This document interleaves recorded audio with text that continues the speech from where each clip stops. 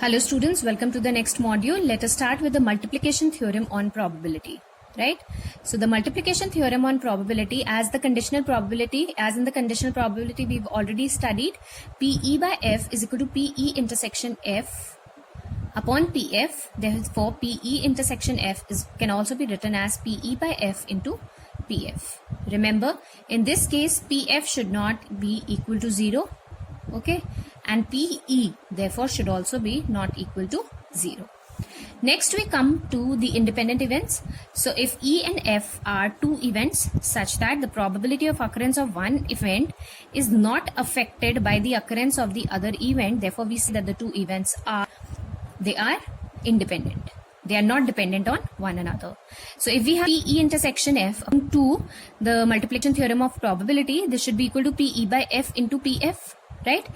If we say that one event is not affected by the other, so this E by F can be written as PE into PF.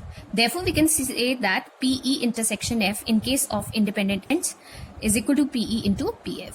Another important theorem on probability is the replacement and without replacement cases, right? So we have to be very, very careful with such things.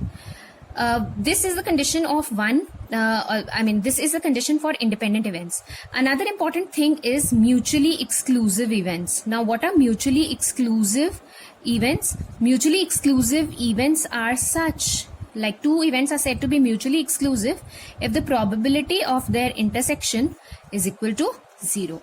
So such events are known as mutually exclusive events, right? Likewise, we start with the very first question, that is, if PA is equal to 3 by 5, PB is equal to 1 by 5, we have to find out A intersection B, probability of A intersection B, and condition given to us is that A and B are independent. Since I know that A and B are independent means occurrence of one is not affected by the other, therefore PA intersection B is equal to PA into PB. So what is that? That is 3 by 5 into 1 by 5, which is 3 by 25. So this is how we are going to calculate this. Okay, so simple questions these are, which just depend upon the condition that is to be applied and used. Then we have the second question, that is, two cards are drawn at random and without replacement. Without replacement means once the card has been taken out, it is not replaced, it is not kept back. From a pack of 52 playing cards, find the probability that both the cards are black, right? So if you draw one card, remember, out of 52 playing cards, right, 26 are black and how many are red? There are 26 that are red. So this is a without replacement card, without replacement. So if you are supposed to find out that the probability of getting both the cards as red. So if I draw my first card, what is the probability that it is going to be black? It will be 26 upon 52. And now remember, one black card has been taken out and not replaced. So how many black cards are left? There are 25. So out of 25, how many cards are to be selected? 25 out of 51.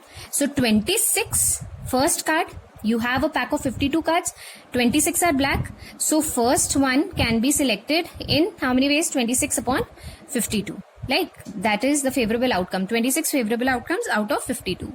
And in second case, now out of 26, one card is gone and out of total, one is already gone. So you have to draw remaining 25 black cards, right? Out of how many remaining cards? 51 remaining cards. So this is without replacement case. So this becomes 1 by 2 into 25 upon 51, that is 25 upon 102 as the probability. So this is all upon understanding. You have to, this is the particular way you have to understand the question and apply the multiplication theorem. Coming to question number 3. In question number 3 we have a box of oranges is inspected by examining 3 randomly selected oranges drawn without replacement. If all the 3 oranges are good, the box is approved for sale. Otherwise, it is rejected. Find the probability that a box containing 15 oranges. Now, a box contains 15 oranges, 12 are good and 3 oranges are bad. Right? Now, remember, we have to find out the probability that it is to be approved, and this is again a without replacement.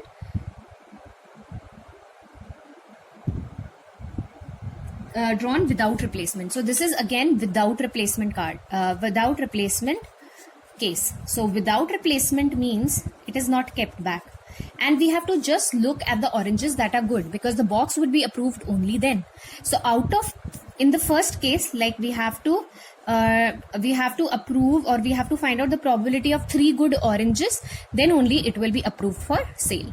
So in what is the probability that the first orange drawn is of good quality? So 12 oranges out of 15. Right?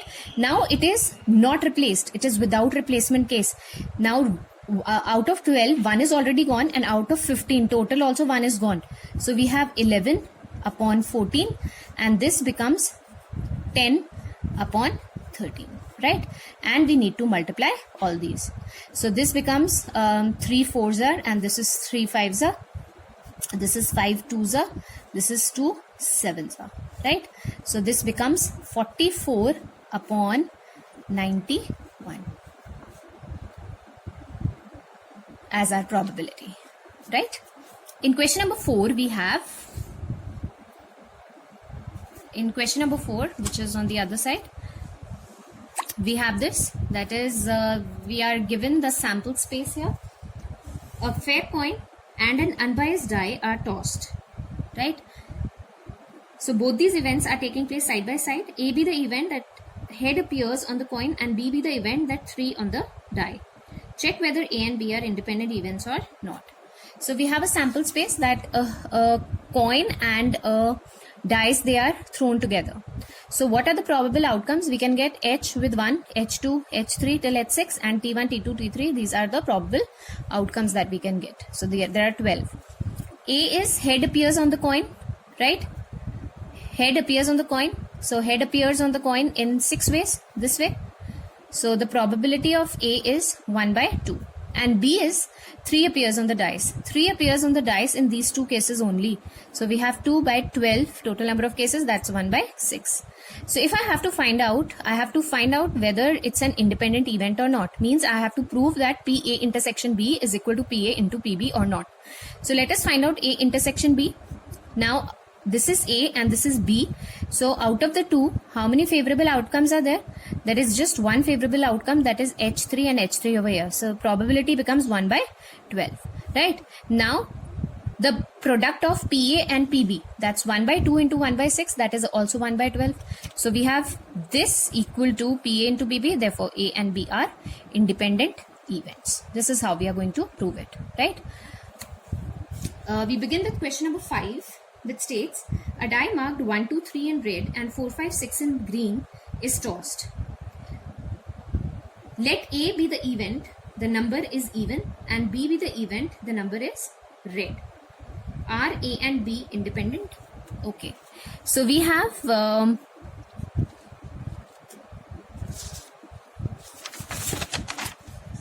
question number 5 here. That is, the sample space would be 1, 2 and 3. Right? And this is 4, 5 and 6. So this represents red and this represents green. Okay.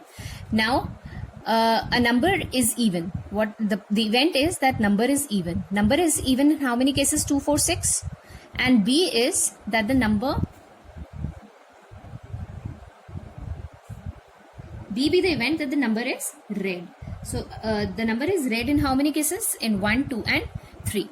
These numbers are red in color, right? So its probability is 3 by 6 again. Now what is A intersection B? A intersection B, how many favorable outcomes are there? There is just one. So the probability is 1 by 6 in this case, right? Now if I find out PA intersection B and PA into PB, so their product is not the same. Therefore we say that they are not independent events, right? Now similar way you can do question number 6 by yourself. In question number 7, we have PA as half, PA union B as 3 by 5 and PB is equal to P.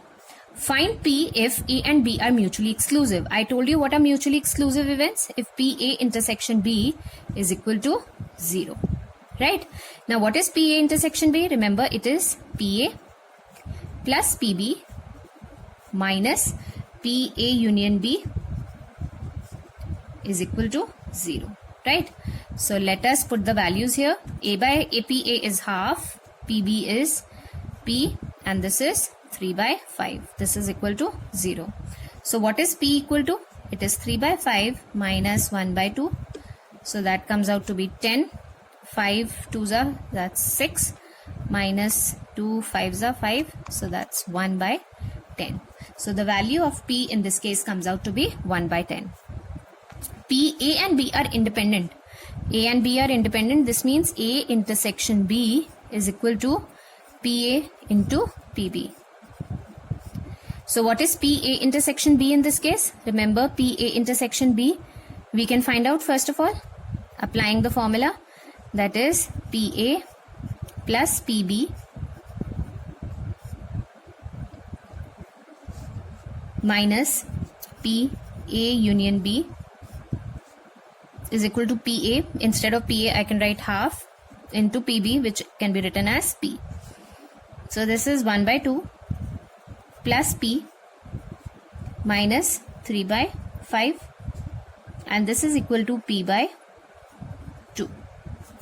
Right? So if I take this P by 2 over here, so I get P by 2, that is P minus P by 2, and 3 by 5 minus half. And what is 3 by 5 minus half? That is 1 by 10. Therefore, P is equal to 1 by 5 in this case. I hope that's clear. Likewise, moving on to question number 8, that can be done as a practice question. In question number 9, remember, we have A and B are two events such that PA is 1 by 4, PB is half, and PA intersection B is 1 by 8. We have to find P not A and not B. Not A and not B means P A dash, not A represent A dash, intersection B dash, right? Now using the De Morgan's law, remember, P A dash intersection B dash can be written as P A union B whole dash, right? And what is P A union B whole dash? It's a complementary event, that is 1 minus P A union B. 1 minus, instead of this I can put the formula PA plus PB minus PA intersection B. Putting the values, I get 3 by 8 as my answer. Right? In question number 10, we have PA is equal to half, PB is equal to 7 by 12, right? And P not A or not B. P not A or not B is equal to 1 by 4. So not A is A dash, or stands for union, and not B stands for B dash, is equal to 1 by 4. We have to find whether A and B are independent. So for that, first of all, since it is given A dash union B dash is equal to 1 by 4, so this is also equal to, according to De Morgan's law, this is A intersection B dash, right? So what is PA intersection B? Because for independent events, I need to find out PA intersection B. That is 1 minus P A intersection B dash. So it's 1 minus 1 by 4, which is 3 by 4, right? Now let us find out PA, that is 1 by 2. PB is 7 by 12. So what is PA into PB?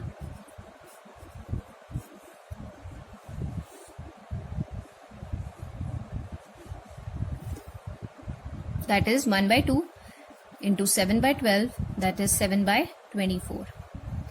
Therefore, what can we conclude? That PA intersection B is not equal to PA into PB, that is 7 by 24. Therefore, A and B are not independent. This is how we are going to do this question. Question number 10. Moving on to question number 11.